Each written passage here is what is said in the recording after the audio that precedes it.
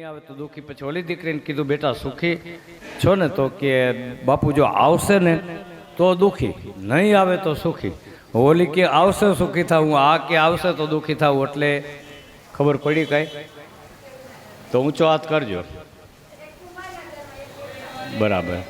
એક પટેલની ઘરે ખેતી હોય, એટલે ખેતીમાં જો વરસાદ આવે તો ઢગલાબંધ પાક પાકે તો સુખી, અને કુંભારની hatte હોય નિભાડો ખડકો છે ને જો આવશે તો બધું ધોવાઈ જાય તો દુઃખી. એટલે એમ બાપુ આવ્યા જોવા દીકરીને, ત્યારે દીકરી કોઈ યુવાન પુરુષ સાથે આશ્રમના ઓટલા પાસે બેઠા હતા. એટલે બાપુને જરાક સંકોચ થયો અને કીધું કે બેટા તું આ કોઈ યુવાન પુરુષ તારા? અરે કે બાપુ તમે જેને મારો હાથ સોંપ્યો તો જીવન મુનિ છે. રાજાને તો બહુ આનંદ થયો, કારણ કે બહુ મોટી ઉંમર હતી મારા ગુરુને, પણ આ દીકરી આમ કર્યું તો આંખ ફોડી નાખી, એટલીની સેવા કરી. તો આજે બહુ રાજાને આનંદ થયો. હવે સુખદેવજી રાજા પરીક્ષિતને બ્રહ્માજીના બાપુજી બહુ પ્રસન્ન થયા. પછી આગળ જતા સરિયાતીનો પુત્ર આનર્ત થયો, અને આનર્તનો દીકરો રેવત થયો. અને રેવત રાજાને આનર્ત દેશમાં સમુદ્રને કિનારે દ્વારકા નામની નગરી વસાવવાની ઈચ્છા થઈ. રાજાએ કર્યું. રાજાના નામ ઉપરથી એ પ્રદેશનું નામ આનર્ત પડ્યું, પણ સમય જતા અભ્રષ્ટ શબ્દ થઈ ગયો, એટલે આનર્તને બદલે આપણે ઓખા થઈ ગયું. એ આનર્ત હતો, પછી ઓખા બની ગયો. તેનો મોટો દીકરો હતો આનર્ત રાજાનો, એનું નામ હતું કકુર્મી. આ કકુર્મી રાજાને રેવતી નામની એક દીકરી હતી. આ દીકરી યુવાન થઈ, એટલે એના માટે વર ગોતવા માટે બ્રહ્માજી પાસે બ્રહ્મલોકમાં આ કુકુર્મી રાજા દીકરીને લઈને ગયા. ત્યાં સંગીત ચાલતું હતું, એટલે થોડીક વાર ઊભા રહી ગયા. સંગીત પૂરું થયું પછી રાજા કુકુર્મીએ બ્રહ્માજીને કીધું કે ગુરુદેવ, દીકરી જુવાન થઈ ગઈ છે, એના માટે સારો મૂર્તિઓ બતાવો, તમે કયો અહીંયા હું સગાઈ કરું. ત્યારે બ્રહ્માજીએ કીધું કે રાજા, તમારી દીકરી માટે જે ધારેલા વર હતા એ ક્યાંય જોવા મળતા નથી, એના આજ કોઈ વંશ પણ જોવા નથી મળતા. અને આ વાતને 27 ચોકડી જેટલો સમય વીતી ગયો. તો હવે કરવું કેમ ગુરુજી, કાંઈક રસ્તો બતાવો. ત્યારે કુકર્મી રાજાને બ્રહ્માજીએ કીધું કે હવે તમે પાછા પૃથ્વી ઉપર જાઓ, અને પૃથ્વી ઉપર અંશરૂપી બ્રહ્મ એક છે પણ 2 સ્વરૂપે પધારશે. એમાં મોટું સ્વરૂપ બળરામજી, એને તમારી આ દીકરી પરણાવજો. પછી બ્રહ્માજીના વચન સાંભળી કકુર્મી રાજા આવ્યા છે પૃથ્વી ઉપર, અને પોતાની દીકરીના લગ્ન બળદેવજી સાથે કર્યા. અને પછી રાજા તપ કરવા ચાલ્યા ગયા.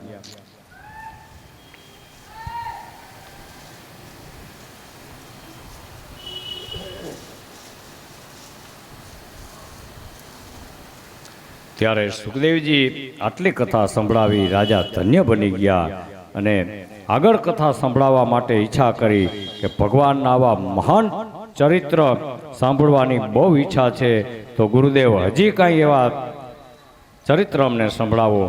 ત્યારે ભગવાનના મહાન પરમ ભક્ત અંબરીશ મહારાજની પરમ પાવનકારી કથા સુખદેવજી કહે છે તમને સંભળાવું કે સર્વ પાપનો નાશ કરનારી એવી કથા તમારે કાને પડશે. સુખદેવજી પછી આગળ કથા સંભળાવે છે. રાજાએ 2 હાથ જોડ્યા, અને પછી સુખદેવજીએ કીધું કે રાજા, મન્વંતર સમયમાં મનુના 10 દીકરા થયા, એમાં એક નાભાગ નામના દીકરા થયા. નભાગને ત્યાં નાભાગ થયા, અને નાભાગને ત્યાં અંબરીશનો જન્મ થયો. અને અંબરીશ રાજા દુર્વાસા જેવા ગુરુએ શાપ આપ્યો. સુખદેવજી રાજા પરીક્ષિતને મહાભાગ્યશાળી અંબરીશ મહારાજની કથા કહે છે કે રાજા, અંબરીશ રાજાને અવિનાશી આ લક્ષ્મીનો કોઈ પાર નહોતો, અને અતુલ લક્ષ્મી વૈભવનો કોઈ ઢગલાબંધ હતું. કોઈ સોના ચાંદીના દાગીના રૂપિયા લક્ષ્મી ઢગલાબંધ હતી. પણ રાજા અંબરીશ એમ માનતા કે ભલે આ વસ્તુ દુર્લભ છે પણ છેલ્લે નાશવંત તો છે, એટલે બહુ એનો ઓલી ન કરતા અને શ્રી કૃષ્ણના ચરણમાં રાજા અંબરીશ કાયમી ભગવાનના ચરણ કમલમાં મનમાં સ્થાપી અને એની કાયમીને માટે ભગવાનના વિવિધ જાતના પૂજન સેવન કરતા અને ભગવાનના સેવા કર્યા, પૂજન કર્યા પછી પાણી પીતા. શ્રી હરિને પ્રસન્ન કરવા માટે આ ટ્રાય કરતા. એક વખત અંબરીશ મહારાજે એકાદશીના વ્રત આદરા. હવે એકાદશી એટલે બધાને ખબર તો હોય, છતાં અમારે કેવું પડે ઘણાઈને ન. દસમને દિવસે એકટાણું,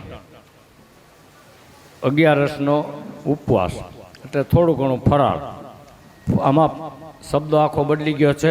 ફળાર, ફળ એટલે આ અહીંયા ધૈરાતા ભગવાનની ફળ કહેવાય, ફળ ખાઈને હવે ફરાળ થઈ ગયું. ફરાળ એટલે ચાલ્યા ભરી ભરીને ઓલું તરણ આ કરો, ખાલી 100-150 ગ્રામ વધીને.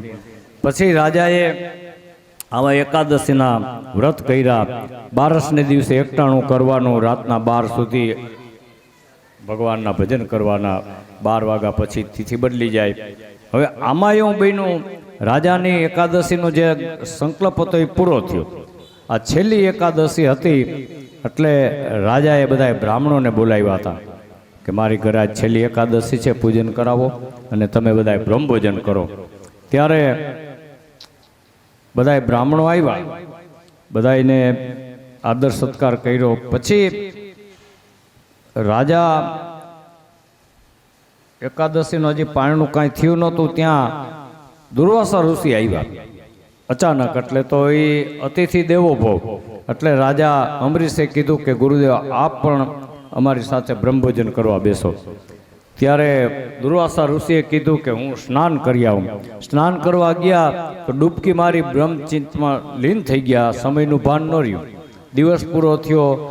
રાત્રિના 12 વાગવામાં થોડી ઘણી વાર રહી. હવે જો 12 વાગી જાય તો તેરસ બેસી જાય. એટલે બ્રાહ્મણોને પૂછ્યું, ત્યારે બ્રાહ્મણોએ કીધું કે ગંગાજળ હાથમાં લઈ તુલસી પત્ર મૂકીને તમે આચમન કરી લ્યો એટલે તમારે વ્રતનું પારણું થઈ ગયું કહેવાય. હવે બ્રાહ્મણના કેવા પ્રમાણે કર્યું. હવે આ ભાઈ 12 વાગવામાં થોડીક વાર હતી ને આવ્યા. અહીંયા આવ્યા ત્યાં એને ખબર પડી ગઈ. પોતે તો દુર્વાસા ઋષિ મહાન ત્રિકાળ જ્ઞાની જેવું હતું. અરે રાજા કે તે તો બ્રાહ્મણને આમંત્રણ આપવું, જમવાનું, તે પારણું કરી લીધું. ઉપર હમણાં તને સ્વાદ ચખાડું. એમ કરી જટા પોતાની ખોલી એમાં કૃત્યા ઉત્પન્ન કરી અને કૃત્યાને આજ્ઞા કરી કે રાજાને બાળીને ભસ્મ કરી નાખો. કૃત્યા, રાજા તો 2 હાથ જોડીને ઊભા છે. અંબરીશ રાજાને તો કાંઈ ડર બીક છે નહીં. ત્યારે કૃત્યા ત્યાં રાજાને બાળવા જાય છે. ત્યાં ભગવાન નારાયણે રક્ષણ કરવા માટે પોતાનું સુદર્શન ચક્રને આજ્ઞા કરી કૃત્યાને બાળીને ભસ્મ કરી નાખી. અને સુદર્શન ચક્ર દુર્વાસા ઋષિ ઊભા હતા એની કોર ગયું. દુર્વાસા ઋષિને એમ થયું કે આ તો હવળા મારો વારો કાઢશે, એટલે ભાગ્યા. તે પરબરા કૈલાસમાં ગયા. ચક્ર પાછળ, એટલે મહાદેવને કીધું રક્ષણ કરો, હમણાં ચક્ર બાળીને ભસ્મ કરી નાખશે. મહાદેવજી કે કામ અહીંયા નહીં હો ભાઈ, કે બીજે જાઓ. ભાગીને બ્રહ્મલોકમાં ગયા બ્રહ્માજી પાસે. બ્રહ્માજીને કે રક્ષણ કરો, સુદર્શન ચક્ર પાછળ આવે છે. બ્રહ્માજી કે અમારું કામ નહીં, કે તમે બીજે જાઓ. એટલે વિષ્ણુ લોકમાં વૈકુંઠમાં ગયા શ્રી હરિ પાસે કે પ્રભુ રક્ષણ કરો, સુદર્શન ચક્ર બાળીને ભસ્મ કરી નાખશે. કે મારું કામ નહીં. અરે કે તમે નહીં બચાવી શકો, કે મારા ભક્ત, તમે જાઉં ક્યાં, કે મારા ભક્તનો જેને તમે અપરાધ કર્યો છે અહીંયા જાઓ. કે દુર્વાસા ઋષિ દોડતા અંબરીશ રાજાના રાજમહેલમાં આવ્યા. પગમાં પડી ગયા. ત્યારે કે હા ગુરુદેવ, બ્રાહ્મણ અમારા પગમાં, અમે તો છત્રી બેઠા કર્યા. અને પછી ભગવાનને અંબરીશ મહારાજે પ્રાર્થના કરી કે પ્રભુ આપણા સુદર્શન ચક્રને હવે શાંત કરો. પછી અંબરીશ રાજાના સ્તુતિથી સુદર્શન ચક્ર શાંત થયું. પછી ગુરુજીને ભોજન કરવા બેસાડ્યા. દુર્વાસા ઋષિ બહુ રાજી થયા અને પછી કીધું કે રાજા, આખા જગતની અંદર જ્યાં સુધી સૂર્ય અને ચંદ્ર રહેશે ત્યાં સુધી તમારી કીર્તિ ગવાશે. અને પછી દુર્વાસા આશીર્વાદ આપી અને પોતાના મુનિઓએ અંબરીશ રાજાનો ઉત્તમ ભક્તિ જોઈ ખૂબ પ્રસન્ન થયા. અને કીર્તિ તો તમારી આ પૃથ્વી ઉપર અમર રહેશે. હવે અંબરીશ રાજાએ પછી પોતાના પુત્રને રાજ સોંપ્યું. શ્રી હરિની ભક્તિ કરવા માટે અંબરીશ રાજા ગયા છે. અંબરીશ રાજાનું સુખદેવજી કહે છે, રાજા મહાન પવિત્ર એવું ચરિત્ર અને આખ્યાન પણ કહેવામાં આવે છે. જે કોઈ મનુષ્ય સાંભળશે, પ્રેમથી બીજાને સંભળાવશે, પાઠ કરશે, મનન કરશે, તે ભગવાનના અંબરીશ મહારાજની જેમ પરમ ભક્ત બનશે. અને કદાચ એની ઉપર કોઈ એવી આપતી વિપત્તિ આવશે તો ભગવાન એના સુદર્શન ચક્રને વિપત્તિ કાપવા માટે મોકલી દેશે. પછી આટલી કથા કીધી. રાજા આનંદભાઈમાં જય જયકાર કરે છે. બોલીએ શ્રી અંબરીશ મહારાજની જય. હવે સુખદેવજી રાજા પરીક્ષિતને વૈવસ મનુના પુત્રની કથા સંભળાવે છે. આગળ જતા વૈવસ મનુનો મોટો પુત્ર ઈસ્વાકુ થયો અને તે વંશ બહુ ફૂલ્યો અને તે વંશમાં માંધાતા નામે રાજા થયા અને તેની 7મી પેઢીએ સત્યવ્રત નામે રાજા થયા. અને આ સત્યવ્રત રાજાનું બીજું નામ હતું ત્રિશંકુ. એને 3 દોષ હતા. પહેલો દોષ હતો, એને બ્રાહ્મણ કન્યાનું હરણ કર્યું હતું એટલે એને દોષ લાગ્યો અને બાપે એને શાપ આપ્યો કે તમે બ્રાહ્મણની દીકરી નાની હોય તો એના પગમાં પડાઈ ગઈ અને તમે એના સામે ખરાબ દ્રષ્ટિ કરી એટલે એને દોષ બાપુએ દીધો. પછી એને ગુરુની ગાયનો નાશ કર્યો હતો. પછી ત્રીજો દોષ એનો હતો, મંત્રણથી પોષણ કર્યા વિનાના અનાજનો ઉપયોગ કર્યો હતો. મંત્રથી પોષણ કરતાં બધાને ન આવડતું હોય, કારણ કે અનાજ આપણા ઘરમાં આવ્યું હોય, ખેતી પોતે કરતા હોય તો અત્યારે તો ભાગમાં દે છે. કંઈક જાતના હરિજન હોય, બીજા હોય, ત્રીજા હોય, વાંગા સાંગા ને ખેતીઓ કરતા હોય એટલે એ અનાજને પવિત્ર કરવું જોઈએ. તે પછી આપણે એને ખાઈ શકીએ. પવિત્ર હવે કઈ રીતે, તમને બધાને ક્યાં શ્લોક આવડે છે કંઈ? પણ ગામમાં કોઈ સાધુ બ્રાહ્મણના ઘર હોય, અહીંયા તમારા ઘરમાં અનાજ આવ્યું હોય તો 5 કિલો અહીંયા દિયો, 5 કિલો પૂજારીને દી આવો, 5 કિલો રામાનંદી બાવા છે અહીંયા દી આવો, અતીતને માર્ગી. આવી રીતે તમે એટલે અન્ન તમારું પવિત્ર થઈ ગયોનો દોષ તમને લાગે નહીં. એટલે આને આવું અન્નનો કોઈ પોષણ કર્યા વિના અને શુદ્ધ કર્યા વિના ખાધું હતું. હવે ગુરુ વશિષ્ઠે તેને શાપ આપ્યો અને કે તું ચાંડાલ બની જા. હવે વિશ્વામિત્રને આ શાપ નિવારણ કરવાની ખબર પડી એટલે એને સદેહ સ્વર્ગમાં મોકલવા માટે દેવોએ તેને સ્વર્ગમાં સદેહ આવતો જોયો એટલે ઊંધે માથે આમ લટકાડી દીધો, પાછો પાડ્યો. હવે વિશ્વામિત્રે ઊંધે માથે જ આકાશમાં લટકાવી રાખ્યો અને હજુ પણ ત્રિશંકુનો તારો જે આપણે કહી છીએ ને એ દેખાય છે. હવે સ્કંદ પુરાણમાં તો એવી કથા છે, આમાં નથી, કે એક વખત ગુરુ વશિષ્ઠ પાસે જઈ રાજા ત્રિશંકુએ કીધું કે ભગવાન, જે યજ્ઞ કરવાથી હું આ શરીર તરત જ તજી દઉં એવો યજ્ઞ મને કરવાની ઈચ્છા છે. ત્યારે વશિષ્ઠે કીધું કે રાજા, હું તને કહું છું કે આ માનવ શરીર વડે સ્વર્ગમાં જઈ શકાય એવો કોઈ યજ્ઞ જ નથી, આ છોડવું જ પડે. ત્યારે પછી ત્રિશંકુ એ ખૂબ વિચાર કર્યો અને છેલ્લે નિર્ધાર કર્યો અને વિશ્વામિત્ર એક જ ગુરુને ધારણ કર્યા. વિશ્વામિત્ર ઋષિ એની પાસે હતા અને વિશ્વામિત્રે સાપનું કારણ પૂછ્યું કે ભાઈ તને આ સાપ લાગ્યો છે એનું કારણ શું? હું તને નિવારણ તો કરીશ પણ લાગવાનું કારણ કે, એટલે એને આખી બધી વાત કરી. એટલે પછી વિશ્વામિત્રે આશ્વાસન આપ્યું કે હવે તું કાંઈ ચિંતા કરતો નહીં અને તમને હું એવો યજ્ઞ કરાવીશ એમ કહી અને સ્વર્ગમાં જઈ શકશો. પ્રથમ મારી પાસેથી તમે તીર્થયાત્રા કરવા ચાલો, એટલે એમાંથી તમે મુક્ત બની જશો. એટલે ત્રિશંકુને લઈ અને ઋષિ તીર્થયાત્રા કરવા આગળ, વિશ્વામિત્ર પાછળ આ ચાંડાલ. હવે આમ જાતા જાતા એને માર્કેન્ડ મુનિ રસ્તામાં મળ્યા એટલે વિશ્વામિત્રે એને પ્રણામ કર્યા. એટલે માર્કેન્ડ મુનિએ પૂછ્યું કે તમારી પાછળ આ ચાંડાલ પાછળ કોણ આવે છે? એટલે વિશ્વામિત્રે કીધું કે આ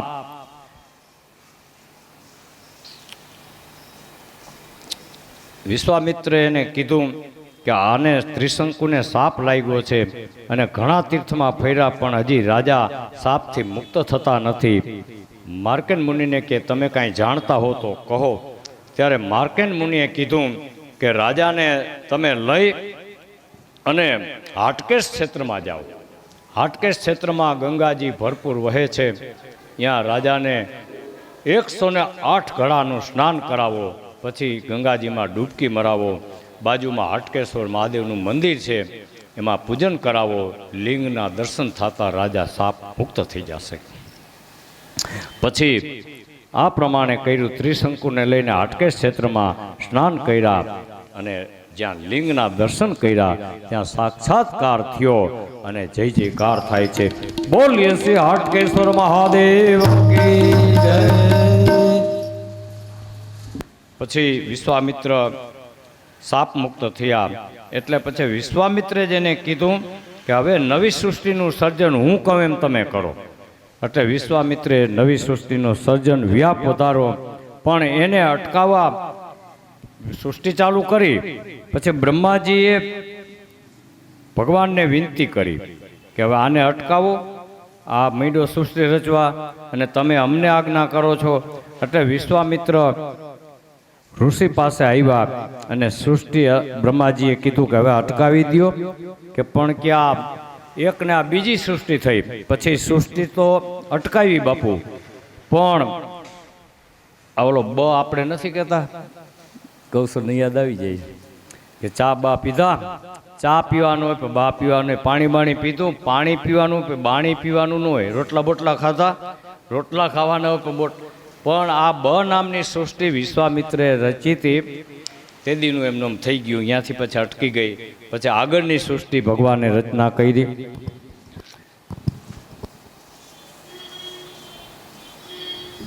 સમય જતા આ ત્રિશંકુનો દીકરો હરિચંદ્ર થયા અને હરિચંદ્ર રાજાને કાંઈ સંતાન નહોતું.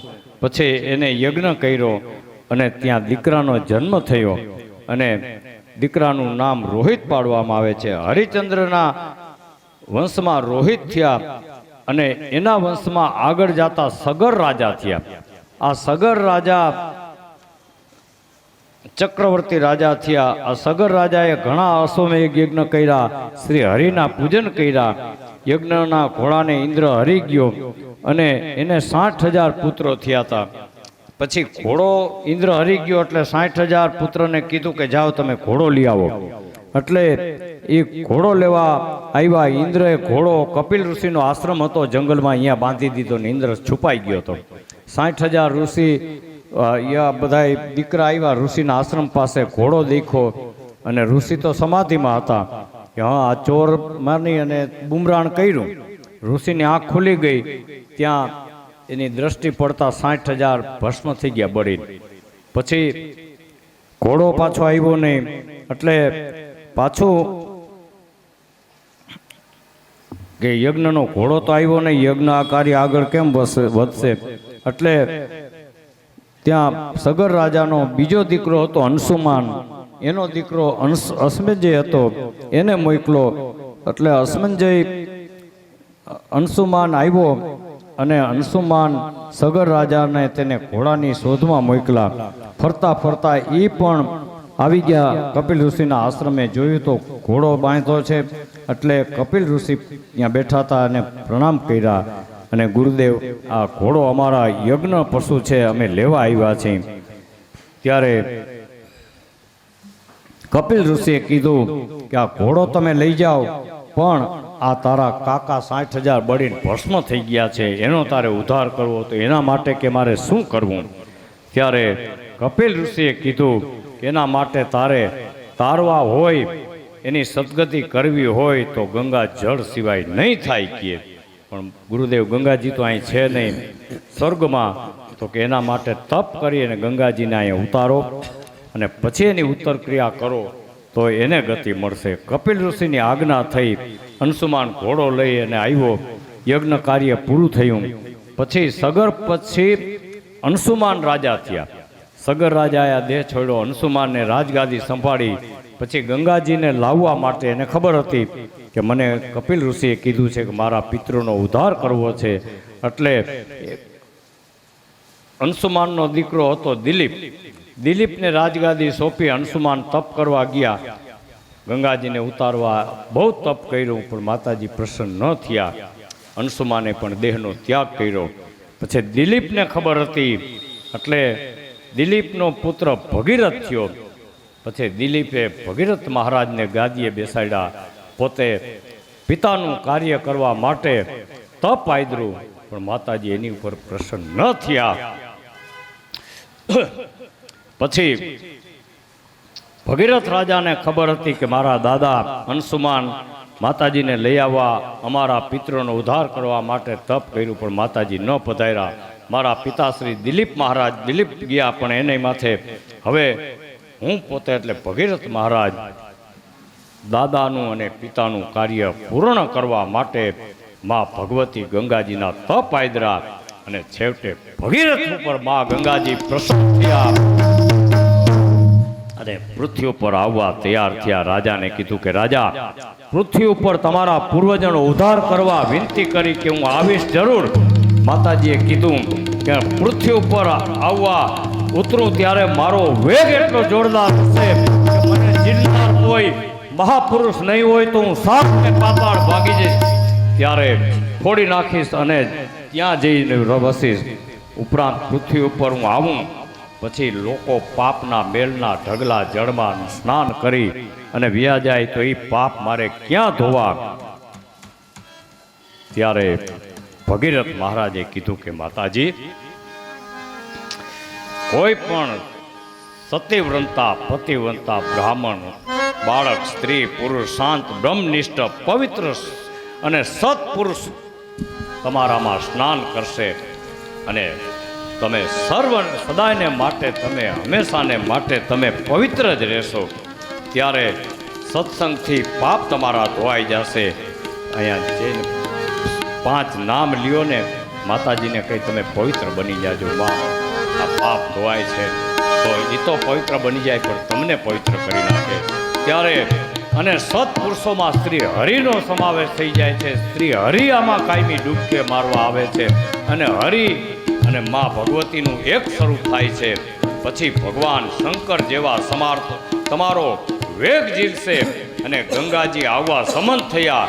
હવે ભગીરથ રાજા ભગવાન શંકરને તપ કર્યું પણ ભગવાન શંકર પતિત પાવની ગંગાના સ્વાગત માટે તૈયાર થયા છે અને ગંગા અવતરણ થતા મહાદેવજી અત્યંત સાવધાની પૂર્વક ગંગાજીના વેગ એટલા જોરદાર હતા. કેવા હતા બાપુ? શિવ સમાન દાતા નહીં કે વિપત વિધારનહાર.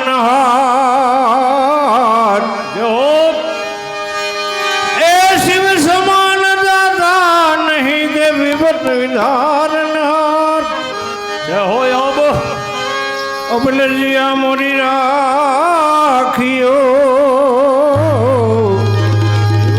શિવનંદી કે યશવા.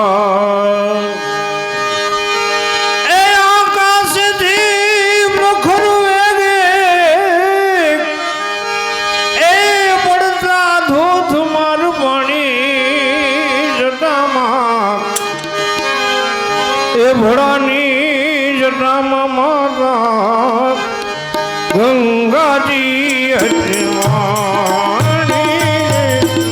ગંગાજી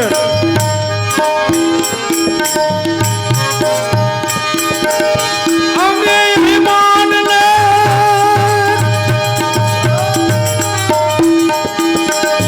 આકાશથી ઉતરી પડતા ધોધમાર પાણી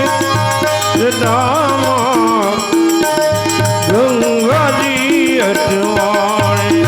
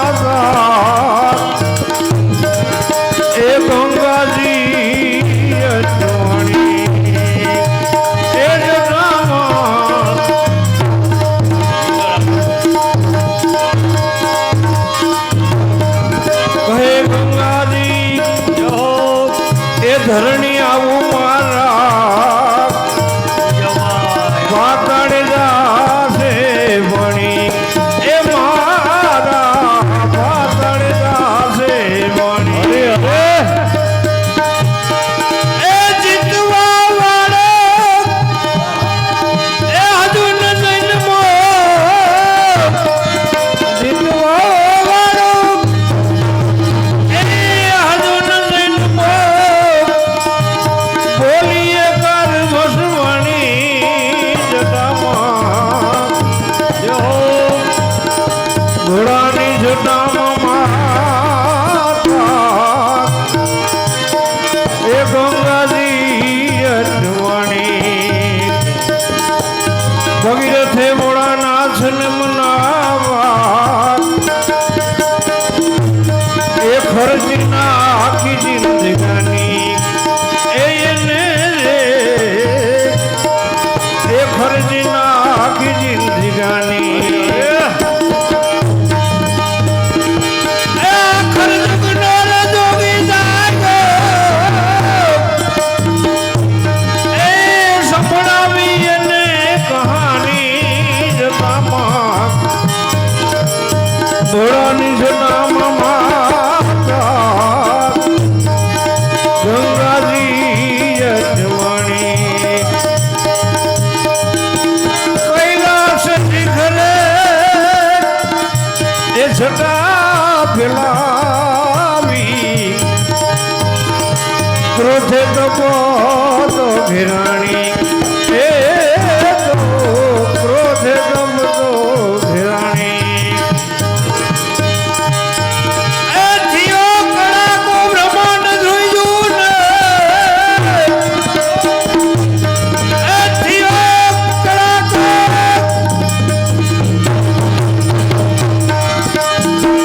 એ બ્રહ્માંડ જોયું ધારાવો સટા મહમાણી જટામાં એ ભોળાની જટામાં માતા ગંગાજી અજવાણી મન હરે ગંગાના એ માનવું તારા મન હરે ગંગોના માનવું તારા વર્ષો સુધી એ જુવાણી એ જટામાં વર્ષો સુધી એ જુવાણી એ છૂટી મેલી ત્યારે એ દોડવા લાગી એ ભગીરથી એક માણી જટામાં એ તો બોલ કટકો હાડનો અને જો ગંગામાં જાય તો એ કોતરવી નહીં માન એ મુદનો સર્જે ભાગીરથી એ મુદનો સર્જે ભાગીરથી કૃષ્ણ કનૈયાલાલ કી જય. નિંદર બિંદર આવતી હોય તો આંખો ખોલી નાખજો.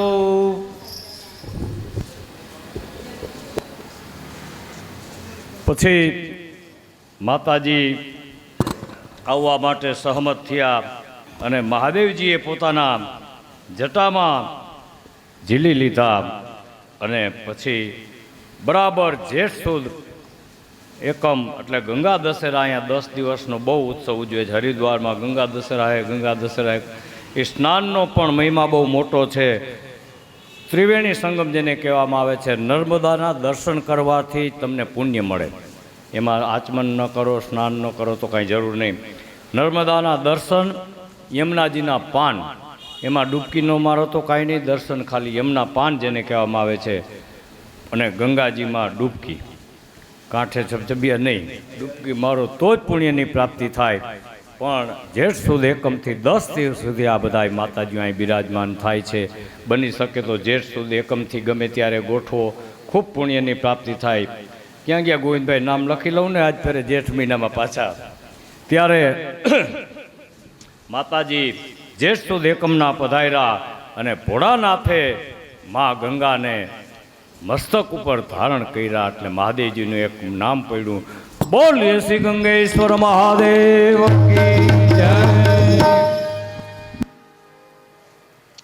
પછી મહાદેવજીની જટામાંથી ગંગાજીના એક એવી ધાર છૂટી થઈ અને માતાજીના વેગ આગળ રાજા ભગીરથનો રથ અને પિતૃના ઉદ્ધાર માટે જ્યાં ભસ્મ પડી હતી ત્યાં જગતને પાવન કરનારા એવા મા ભગવતી ગંગા ગંગા કરો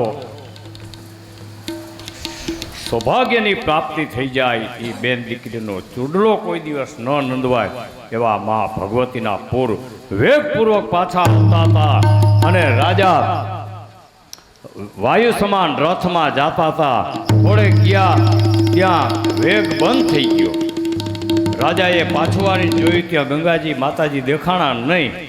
અરે કે અહીંયા વેગ જોરદાર ધસમસતા આવતા હતા અને રાજાને કીધું તારો પવન વેગે તું જવા દે રથને, હું પાછળ આવું છું. ગયા ક્યાં? રાજા રથ પાછો વાળ્યો. એક ઋષિ બેઠા હતા, એની પર્ણકુટી બાજુમાંથી પલોઠ વાળીને બેઠા હતા.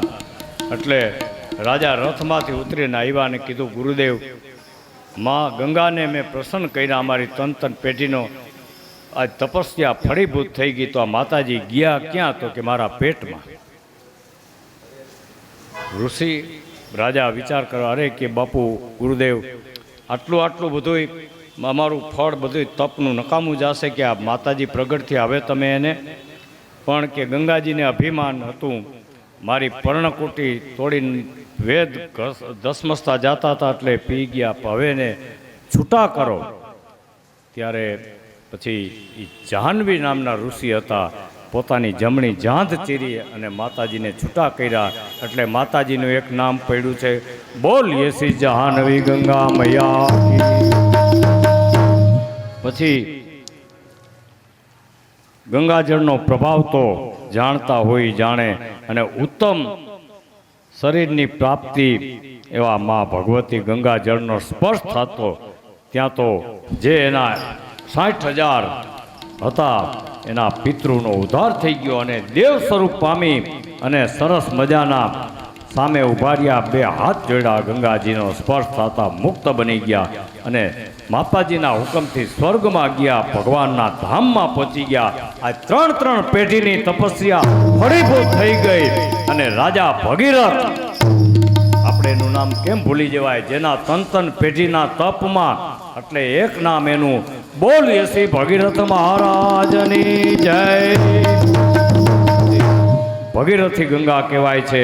ગંગાજીના આ પરમ પવિત્ર અને ઉત્તમ કારક વર્તાંત સુખદેવજી રાજા પરીક્ષિતને કહે છે કે રાજા, આ મા ભગવતી ગંગાજીના પ્રભાવ અને આજ અહીંયા પ્રગટ થયા એની કથા તો કોઈ નસીબદાર હોય એના કાને પડે. અને ગંગાજીના દિવ્ય એવા સીધા એવા માતા ગંગાજી અહીંયા પધાર્યા. હે સજનો, ગંગાજીના આ પરમ પવિત્ર અને વૃત્તાંતકારક અને ભગવાનમાં શ્રદ્ધા રાખી મન ગંગાજીમાં સ્થાપી પવિત્ર થયેલા ઋષિ મુનિઓ ભગવત સ્વરૂપ પામ્યા છે.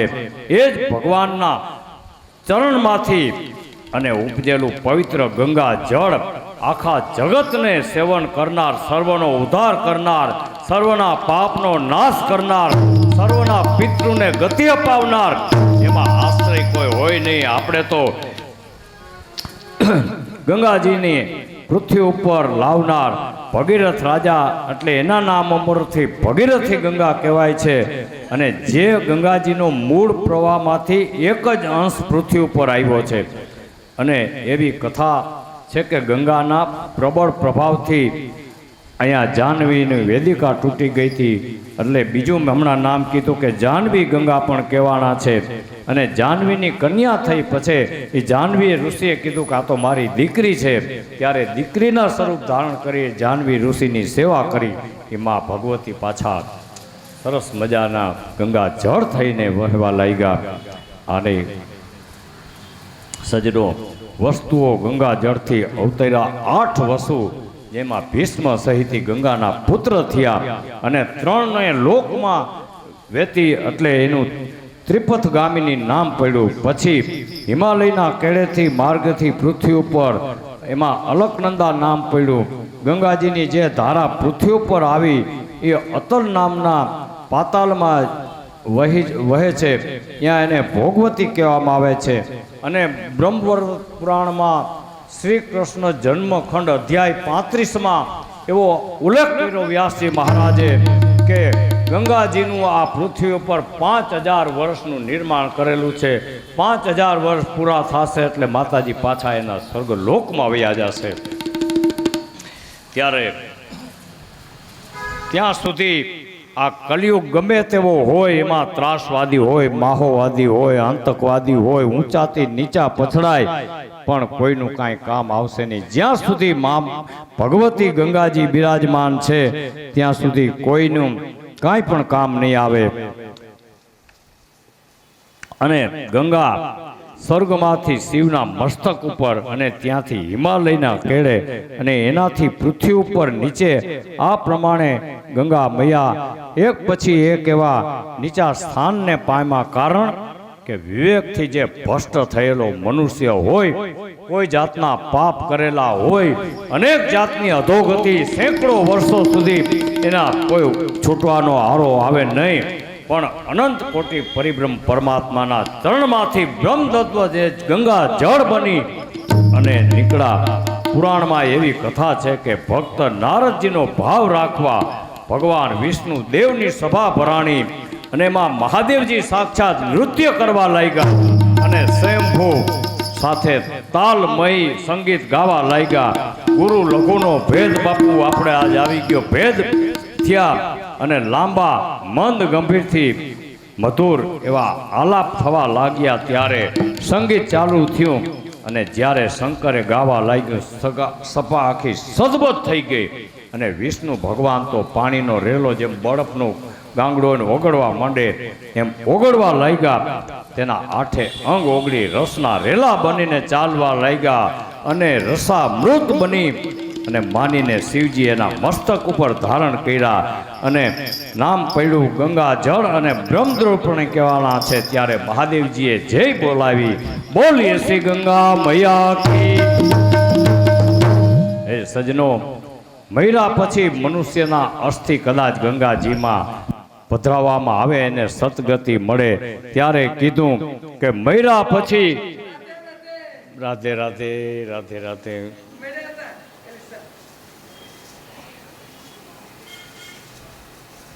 કાયા પણવા કટકો ને કદી ગંગાજીમાં જાય તો તારા કુળમાં કોઈ ભૂત ન હશે ભાગીરથી. આ ભગીરથી ગંગામાં મૈરા પછી કદાચ આ કાયાનો એક કટકો પધરાવવામાં આવે તો એ કુળમાં કોઈ દી ભૂત ન સર્જાય. ત્યારે ગંગાજીના આવા ઉત્તમ અને સરસ મજાના પવિત્ર એવા કલિયુગના સજનો, કોઈ પણ સતગતિ માટે ગંગા જળ સિવાય કોઈ ઉત્તમ ઉપાય નથી.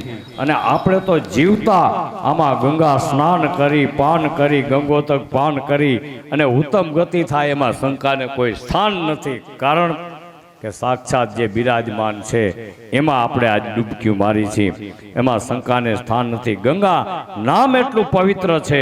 એમાં કીધું કે આરોગ્યની રોગનો નાશ કરનાર અને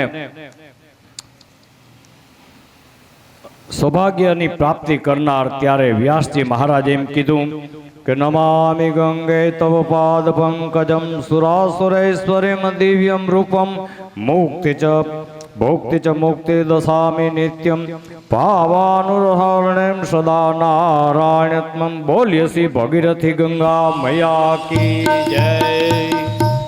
આજ તો બહુ ટાઈમે છે, આમ જે રાખવી પડે વારો નથી. 12 વાગે ભગવાન રામનું આપણે પૂજન કરવાના છે. હવે સુખદેવજી રાજા પરીક્ષિતને ગંગા મૈયાના ઉત્પત્તિની કથા સંભળાવી. રાજા ધન્ય બન્યા અને પછી સુખદેવજી કીધું કે રાજા, હવે સૂર્યવંશની કથા આગળ ચાલે છે. આ વંશમાં આગળ જતા ખટવાંગ નામે રાજા થયા. રાજા બહુ પરાક્રમી હતા બ્રાહ્મણો સાધુની રક્ષા કરવાના હતા. એક વખત દેવતાઓ યજ્ઞ કરતા હતા, દૈત્યો તેમાં ભંગ કરતા હતા. એટલે દેવતાઓએ આવીને ખટવાંગ રાજાને મદદ માગી. એટલે રાજા ખટવાંગે મદદ કરી અને યજ્ઞ પૂરો કર્યો.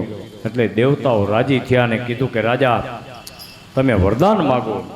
ત્યારે ખટવાંગ રાજાએ કીધું કે વરદાનમાં બીજું તો કાંઈ જોતું નથી, જો વરદાન આપવા ઈચ્છતા હો તો મારું આયુષ્ય કેટલું છે એ કહો. ત્યારે દેવતાઓએ કીધું કે રાજા તમારું આયુષ્ય ફક્ત 2 ઘડીનું છે. 2 ઘડી એટલે પોતાના નગરમાં આવી અને શ્રેય સાધી લીધું. અને ભગવાન સમય જતા ખટવાંગે શ્રી હરિમાં મન સ્થાપી દીધું, અભય પદ મેળવી લીધું. હવે ભગવાન શ્રી રામચંદ્રજીના પ્રાદુર્ભાવની કથા સુખદેવજી રાજા પરીક્ષિતને કહે છે કે રાજા આગળ જતા રામચંદ્ર ભગવાનની કથા, પણ એની પહેલા થોડુંક ભગવાનના એકાદું કીર્તન બાપુ 5 મિનિટનું કરો.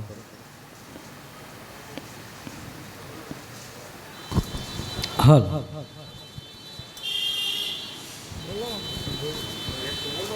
વિટેશને તો કાંઈ કહેવાય એમ નથી, હવે તો હાવ મુક્ત જ બની ગયો જાણે. એમ તો હવે બાપુ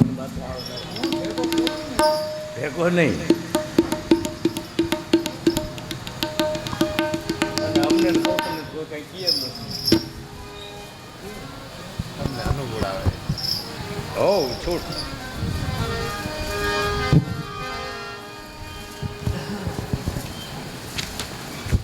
બાપુ બોલાવે તો એમાં ક્યાં કાંઈ જવાબ. સંસારિયા કે છે રે ભગતડા ભૂંડા છે, નિંદા નવ કરશો રે મૂળ એના ઊંડા છે. ભાઈ ચલાવો. હાલ આ હરી તારા નામ છે 1000, એ કયા નામે લખવી કંકોતરી. હરી તારા નામ છે 1000, પિયા નામે લખવી કંકોતરી. રોજ રોજ બદલે મુકામ, કયા નામે લખવી કંકોતરી.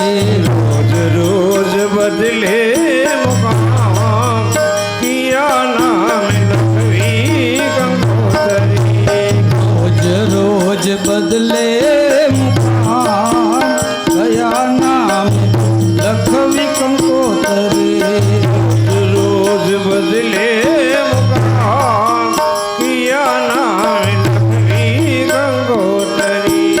કોઈ તને રામ કહે, કોઈ રાધા શ્યામ કહે, કોઈ તને રામ કહે, કોઈ ઘન શ્યામ કહે.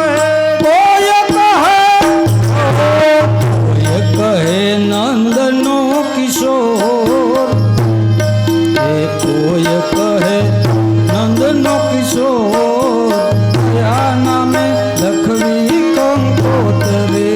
કોઈ કહે નંદનો કિશોર, પિયા નામ લખવી કંકોતરી. એ કોઈ કહે નંદનો કિશોર, કયા નામે લખવી કંકોતરી.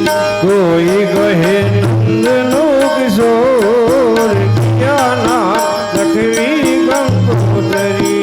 હરી તારા છે 1000 નામ, કયા નામે લખવી કંકોતરી. હરી તારા નામ છે 1000, પિયા નામ લખવી કંકોતરી. મથુરામાં મોહન ગોકુળ ગોવાળિયો, મથુરા મોહન તું ગોકુળ ગોવાળિયો. દ્વારિકાનો એ દ્વારિકાનો રાજા રણછોડ, કયા નામે લખવી કંકોતરી. દ્વારિકાનો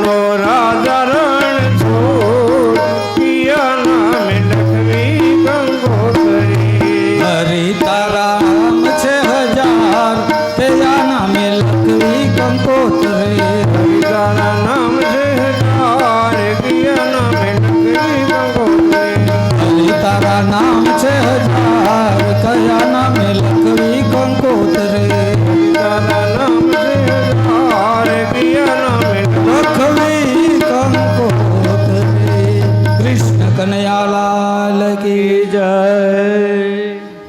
વાહ હિતેશભાઈ વાહ વાહ મારો દીકરા કામ બનાવ્યું લે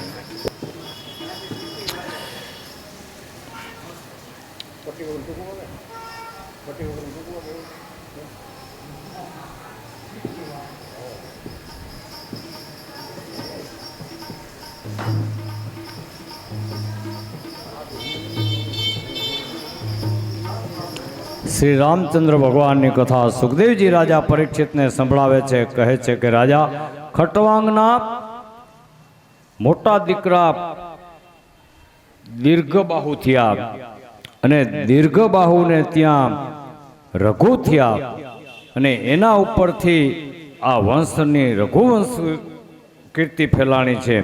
પછી રઘુ મહારાજને ત્યાં અજનો જન્મ થયો. અજ રાજા બન્યા. પછી એને લગ્ન કર્યા અને દીકરાનો જન્મ થયો. એનું નામ દશરથ પાડવામાં આવ્યું. અને આ દશરથ રાજાને દેવોની પ્રાર્થનાથી બ્રહ્મ એક હતા પણ ચાર ચાર સ્વરૂપ ધારણ કર્યા. એમાં શ્રી રામચંદ્ર ભગવાન પેલું નામ પડ્યું લક્ષ્મણ, ભરત અને શત્રુઘ્ન. અહીં શ્રીમદ ભાગવતમાં સુખદેવજી રાજા પરીક્ષિતને કથા સંભળાવી રહ્યા છે.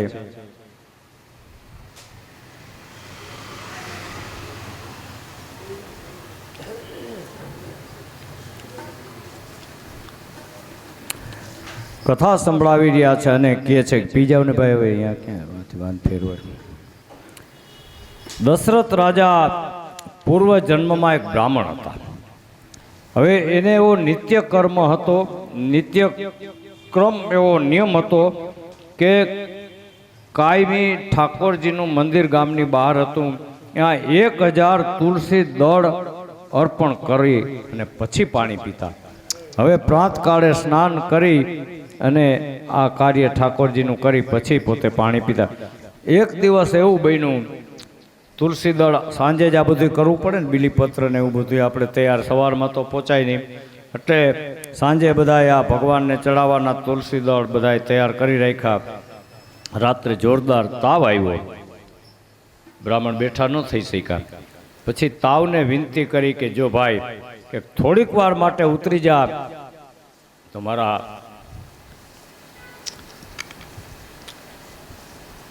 ઠાકોરજીની પૂજા કરી આવું. પછી તાવ ઉતરી ગયો એટલે ઠાકોરજીની પૂજા કરવા ગયા. 1000 તુલસી દળ અર્પણ કર્યા ને પછી પ્રભુને કીધું કે ભાઈ બાપુ પ્રભુ આ છેલ્લી પૂજા છે કે એમ કરીને મંદિરની બહાર નીકળ્યા.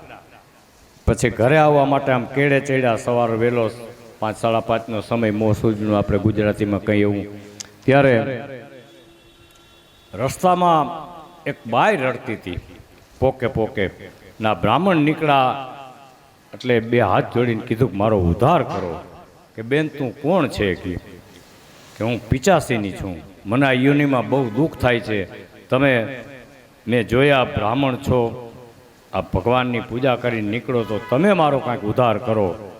ત્યારે પછી બ્રાહ્મણે હાથમાં ભગવાનને ચડાવેલા ગંગા જળનું કમંડળ હતું, એમાંથી જળ લઈ અને કીધું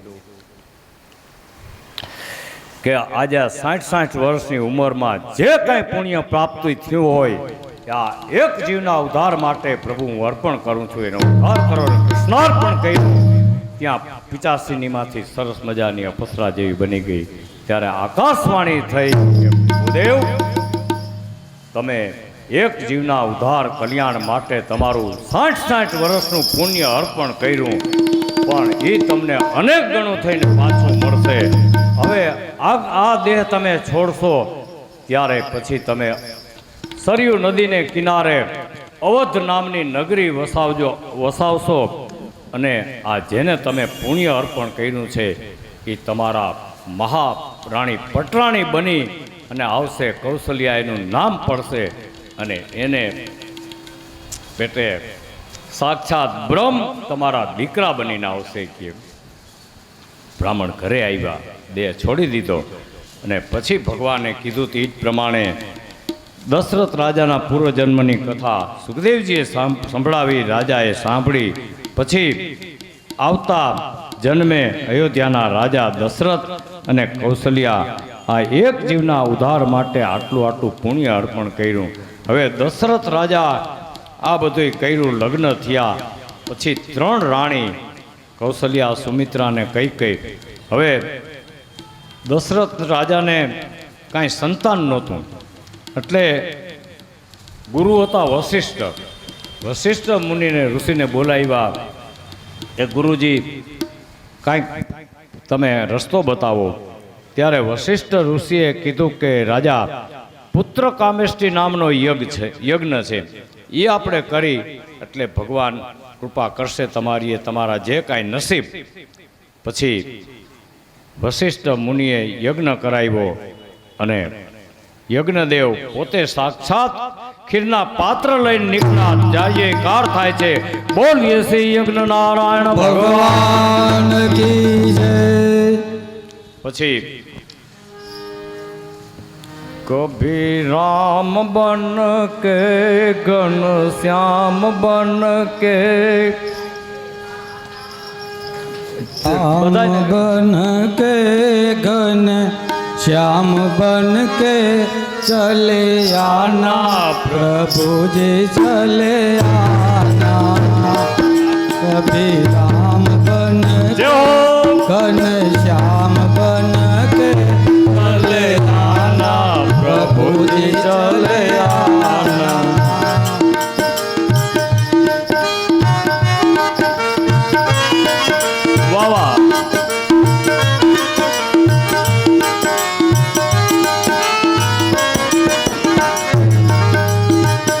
एक भी संग एक भी राम के रूप में आना.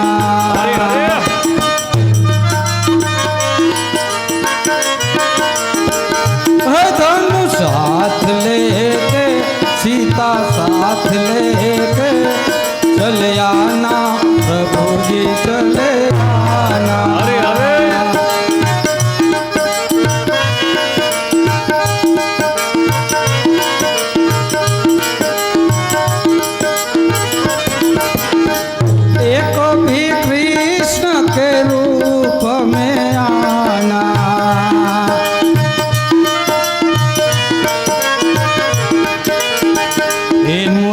साथ लेके राधा साथ लेके चले आना, प्रभु जी चले आना.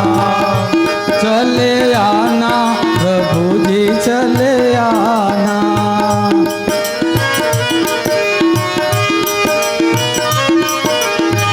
एक भी शिव के रूप में आना.